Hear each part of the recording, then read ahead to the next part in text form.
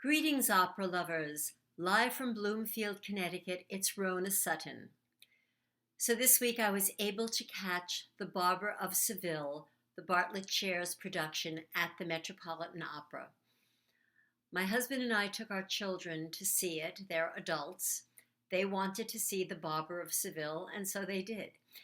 And I have long since wanted to see two of the principals in the show, or actually to hear two of the principals in the show live for quite a while. And so I got to fulfill two of my bucket list singers, and that was Peter MATTEI and Pretty YENDE taking on the roles of the Barber and Rosina. So what was it like to be in the house seeing the opera as opposed to seeing it many years ago live in HD? Well, many years ago, we had Juan Diego Flores in the role of the Count.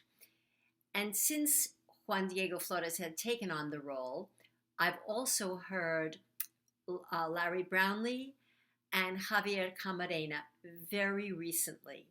And these are three of today's top tenors singing one role. And on Saturday night, I heard Dmitry Korchak, a lovely tenor from Russia. He is not of the same caliber as the other three tenors, but he did a really good job.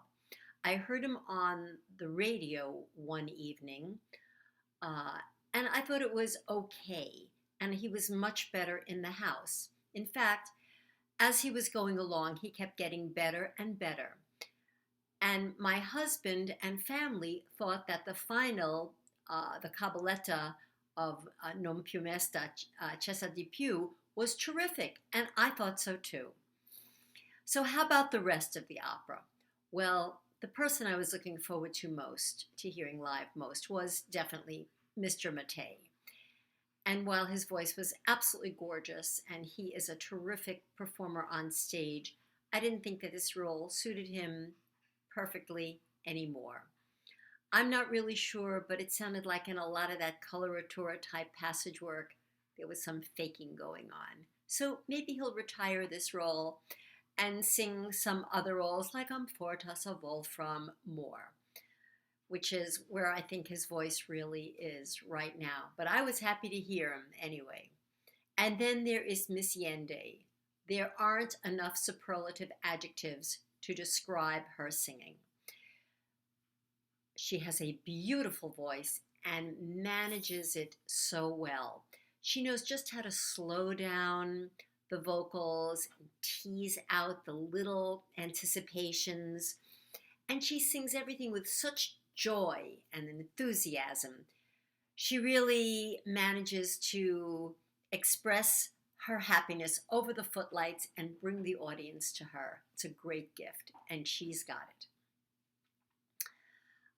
Also, she was able to pinpoint very high notes in her coloratura work, and she filled up the house. I mean, she was just stupendous.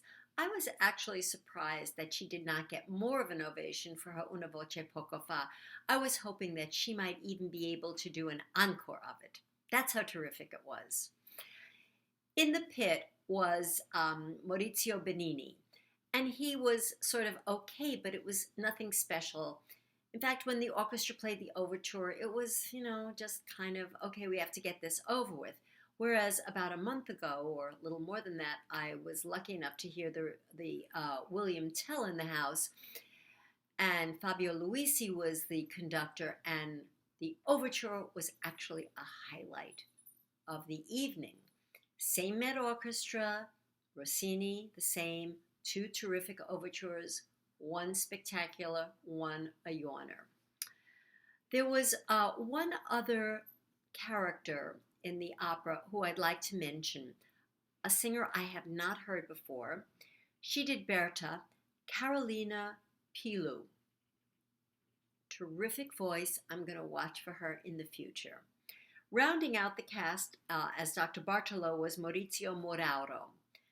My husband and children thought he was wonderful. I thought he was okay. There you go. And the production, I've seen it before. It doesn't really make me laugh. All those moving doors. What happens, for those of you who haven't seen it, is actors stand behind a door and move the doors around the stage. After a while, it gets a little tiresome. Overall, the production is just sort of ordinary. It's not worth going to the Met to see it. I think your local opera company could do just as good a job in terms of scenery, and that's always a disappointment. Of course, there's the apron of the stage that they build out where the singers come out and sort of sing to the audience, and that's a great idea. Works very well. People love it.